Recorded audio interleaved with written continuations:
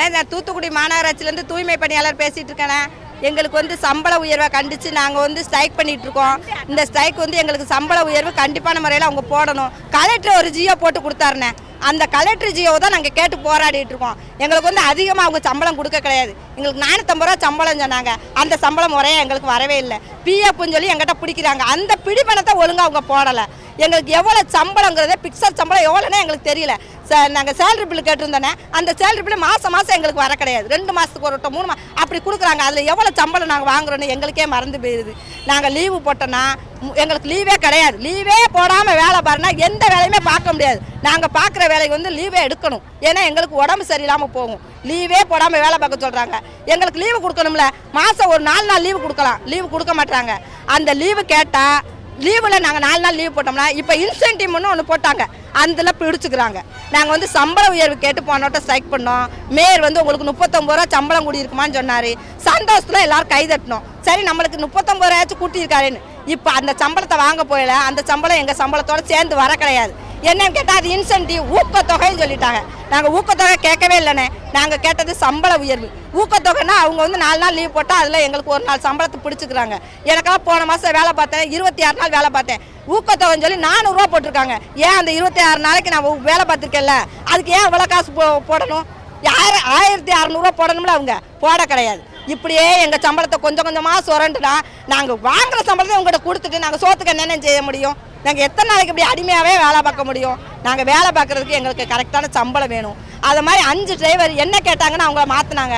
இடமாற்றம் பண்ணி அவங்கள வந்து மிரட்டுறது. ஏன்னா இங்கேருந்து அங்கே மாற்றிடுவாங்க, அப்போ தான் அவங்க நம்மள்கிட்ட எதுவும் கேட்க மாட்டாங்க அப்படிங்கிற பயத்தில் இந்த பாருங்க கிழக்கு மண்டலத்தில் வண்டி ஓடுது.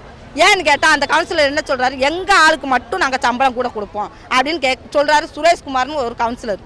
ஏன் அவருக்கு மட்டும் அவங்க வண்டி மட்டும் தான் குப்பை அழுதான்? அப்போ நாங்களாம் எங்கே போகிறோம்?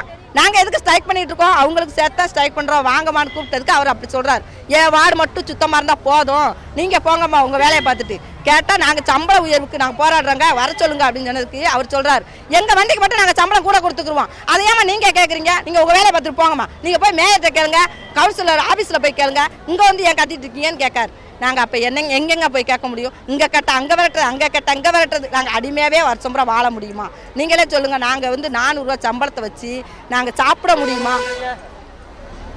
பிள்ளைகளை படிக்க வைக்க முடியுமா? சொல்லுங்கள். எங்களால் ஒன்றுமே செய்ய முடியலங்க. கடைசி வந்து ஸ்ட்ரைக்கில் நின்றுருக்கோம். இது எங்களை வந்து முறையாக கூப்பிட்டு பேச்சுவார்த்தை நடத்தலைன்னா இந்த ஸ்ட்ரைக் தொடரும். நாங்கள் அடுத்தடுத்து ஸ்ட்ரைக் பண்ணிகிட்டே இருப்போம். வேலைக்கு போக மாட்டோம், குப்பையில் போக மாட்டோம். எல்லோரும் இப்படியே தான் இருப்போம். தூத்துக்குடி 4 நாள் நாங்கள் பிரச்சனை பண்ண தான் செய்வோம். 500 பேர் கலந்துருக்கோம். மாநகராட்சியிலே முத்திரவிட்டு இருக்கோம். சம்பளத்துக்காக தான் நாங்கள் இருக்கிறோம். சம்பளம் பிஎஃப் பிடிக்கிறாங்க. அது கரெக்டான சம்பளம் எங்களுக்கு இப்போ தொகை கொடுக்க மாட்டாங்க. கலெக்டர் சி எப்படி எங்களுக்கு சம்பளம் போட்டுக்க. போன வருஷம் கலெக்டர் சி எப்படி எங்களுக்கு எந்த வருஷம் இன்னும் போடவே இல்லை.